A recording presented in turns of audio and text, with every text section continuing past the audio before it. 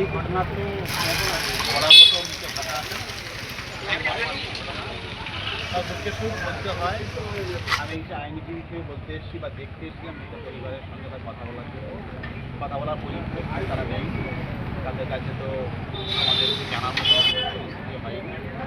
কিন্তু শুধু আমরা পরিবারের সঙ্গে দেখে গেলাম এই একটা বাচ্চা মেয়ে 11 বছর, যার প্রতি এরকমভাবে দুর্মমভাবে নির্মমভাবে অত্যাচার করে তাকে পাশবিকভাবে অত্যাচার করে তাকে মেরে ফেলতে ফেলা হয়। এটা আমি বর্তমান সরকারের কাছে বলবো, আগে যে সরকার ছিল, শাসন ছিল না, আইন কোনোদিন সেটা কার্যকারী হয়নি। এর আগে আমরা অবহার কাণ্ড দেখেছি, এখনও তার বিচার পাইনি। ঠিক এখন যে সরকারের কাছে আমাদের অনুরোধ থাকবে, আমাদের গ্রামবাসী বলুন পশ্চিমবঙ্গবাসী হিসেবে অনুরোধ থাকবে এবং আইনের এই ছাত্র হিসেবে আইনজীবী হিসেবে বলবো, যাতে তার প্রতি তার পরিবার যেন এই সমস্ত অত্যাচারী মানুষের প্রতি সঠিক বিচার হয়ে তারা যেন সাজাপ্রাপ্ত হয়, তাদেরকে মৃত্যু সাজা প্রদান দেওয়া হয়, দিয়ে মানুষের প্রতি একটা অন্তত ভয়ানকভাবে তাদেরকে এই সাড়া জাগিয়ে দিতে হবে যে আইন একটা আছে।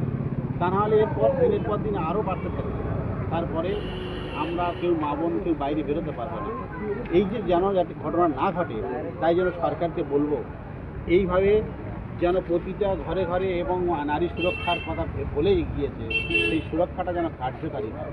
শুধু আমরা আজ বিধানসভায় বসে আইনের কথা বলবো আর পশ্চিমবঙ্গবাসী যেন অশান্তিতে থাকবে, তারা ভয়তে বেরোতে পারবে না, এই জিনিসটা যাতে না হয়, তাই আমার নতুন সরকারের কাছে আমার আর্জি এবং আমার পশ্চিমবাসী হিসেবে আর্জি যেন তার সেই সুষ্ঠুভাবে আইনকে যেন কাজে লাগিয়ে তাদের বিচারটা পাইয়ে। কিন্তু বর্তমান মুখ্যমন্ত্রী বলেছিলেন শাসকের আইন নয়, আইনের শাসন। কিন্তু পরিবারের কাছে জানতে পারছি তারা পুলিশকে একাধিকবার জানানোর পরে পুলিশ সেই স্টেপ নেয়নি। পুলিশ নাকি আসামিকে ছেড়ে দিয়েছে, তারা হাত থেকে পালিয়ে গেছে। এটা কি আইনের শাসন না শাসকের আইন? আমাদের সেই একই গতানুগতিকভাবে তো চলে আসছে। আজকে 15 বছর যেটা ঘটনা ঘটে গিয়েছিল সেরকমভাবে চলছে। 2 মাস বয়স এই নতুন সরকারের, একই ঘটনায় এরা তো পরিবর্তন করতে পারেনি। পুলিশ প্রশাসন যেন সেই পুরাতন সরকারের আমলের কাজ করে যাচ্ছে। তাই বলবো, যদি সেরকম কোনো ঘটনা ঘটে থাকে, যে আধিকারিক তাদেরকে ধরে ছেড়ে দিয়েছে সেই পুলিশ অফিসারকে যেন ইমিডিয়েট সাসপেন্ড করা হয় এবং তার প্রতি যেন বিভাগীয় তদন্ত হয়।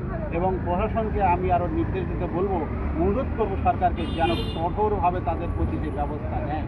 কিন্তু আমরা দেখেছি কোনো আন্দোলন করতে গেলে সরকার দেখছি স্টেপ নিচ্ছে, কিন্তু এই এত বড় দুর্ঘটনা ঘটে গেছে সরকারের এখনো কোনো স্টেপ নেই।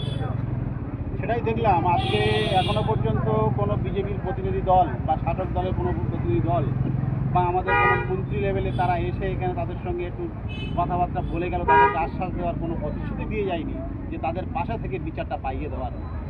যে আজকের সেই একই রকম যেন ঘটনা ঘটে, মানুষের প্রতি সেই যেন ভরসাটা থাকে, যেন এরকম ঘটনা দ্বিতীয় আর একটা না ঘটে।